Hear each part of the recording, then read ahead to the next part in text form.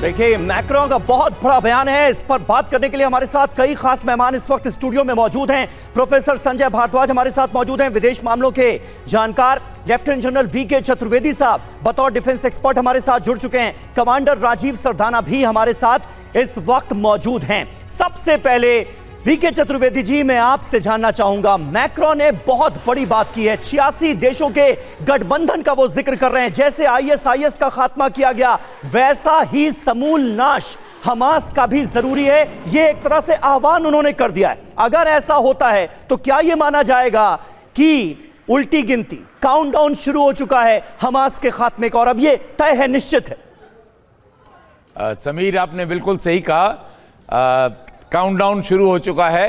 Hamas का अंत ही होगा, क्योंकि जब तक ये आइडियोलॉजी और फिजिकल रूप में ऐसे लोग रहेंगे जो कि मानवता के अगेंस्ट हैं, जिन्होंने जो अत्याचार किए 7 अक्टूबर को उन निर्दोष बच्चों के ऊपर, उन निर्दोष महिलाओं के ऊपर, सीनियर सिटीजन्स के ऊपर, ये अनप्रेसिडेंटेड था। ऐसा देखना, इतना क्रूर और बर्बरता का जो हमने आयोजन वहाँ देखा, वो बहुत ही दुखदाई था और इसका खात्मा होना जरूरी है।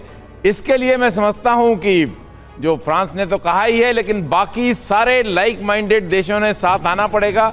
उनकी सप्लाई लाइंस बंद होनी चाहिए, उनका एम्यूनिशन की सप्लाई बंद होनी चाहिए, उनके लिए फूड सप्लाई, क्योंकि अभी जो जहाँ पर वो छुपे हैं, जहाँ पे वो रह रहे हैं, जहाँ से ऑपरेट कर रहे हैं गाजा से, वहाँ पे बहुत तादाद में पैलेस्टीनियंस हैं और कोलेट्रल डैमेज होने का बहुत डर है।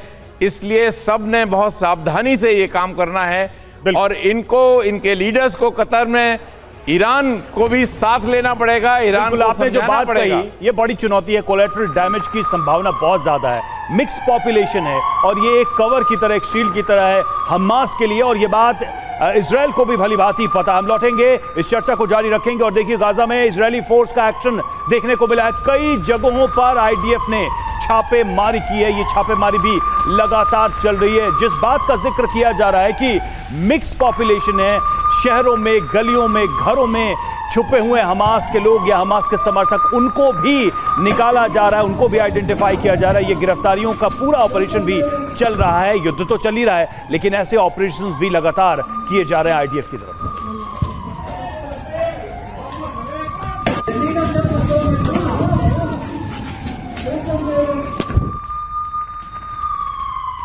और देखिए, इस बीच एक अहम खबर सामने आ रही है। गाजा में इजराइल की एयर स्ट्राइक हुई है। मस्जिदों पर भीषण बमबारी की गई है। ये ताजा अपडेट और आ रही है गाजा पट्टी से। गाजा में इजराइल की जोरदार एयर स्ट्राइक हुई है और इस बार कई मस्जिदों पर भी भीषण बमबारी की गई है। तस्वीरें आप देख सकते हैं कैसे पूरा गाजा खंडहर में तब्दील हो चुका है। 15 लाख लोग बेघर हो चुके हैं। आप इन तस्वीरों से अंदाजा लगा सकते हैं कि इस वक्त गाजा की सूरत हाल है कैसी, और एयर स्ट्राइक का सिलसिला लगातार जारी है।